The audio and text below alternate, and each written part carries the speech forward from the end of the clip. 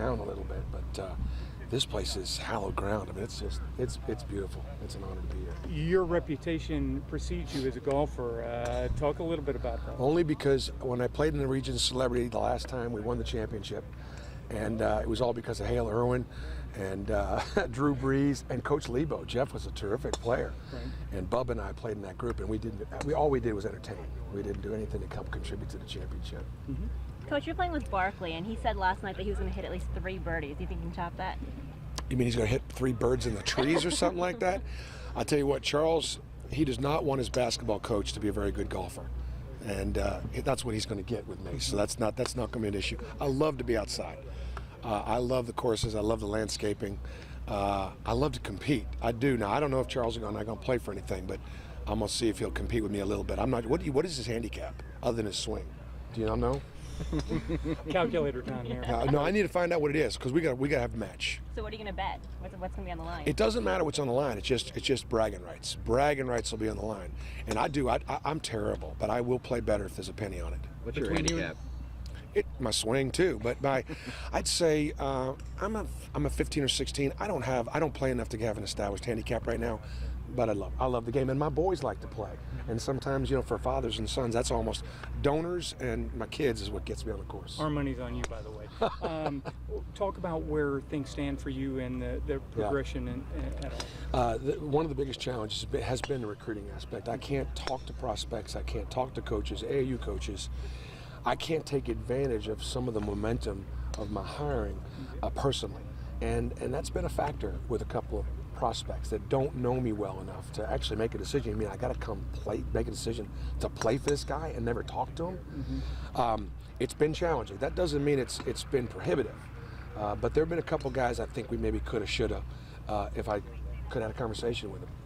You've talked about Colorado and Texas Tech last week. Any other teams you're able to talk about now? Well, not right now. It's just going to continue along the theme of we're going to have to take the show on the road a little bit. Nobody wants to go to Colorado and play. And to know that you got to go on the road in the Big 12 SEC Challenge the first year, that's not something, and I raised my hand right away. We've got to go to those places. I got to put my team in harm's way, challenge them. There were 3 or 4 teams in the SEC that were really bad in the RPI. I can't control the record, but I can control the schedule. And so we're going to continue to just schedule better teams, and I won't build my team's confidence by beating people that we're better than. How many games are you expecting to be on the road next season, non-conference? I'd say we'll have at least 3 non-conference road games, and maybe even 4, which is probably 1 or 2 more than what most people will play. Anything with neutral site yet? I'd like to play a neutral site game in Birmingham. We've got a couple dates. We don't necessarily have the opponent. And the thing with the neutral site game is it's either going to be a high major team or even a really good mid-major team, because when you play in neutral sites, the RPI rises, and so a win over a mid-major, if you can get it at a neutral site, counts like a high major win. So you've got a couple dates in mind, just looking for some teams. Exactly. Yep. And one of the things that we're trying to do is we're trying to blend some 2-for-1s.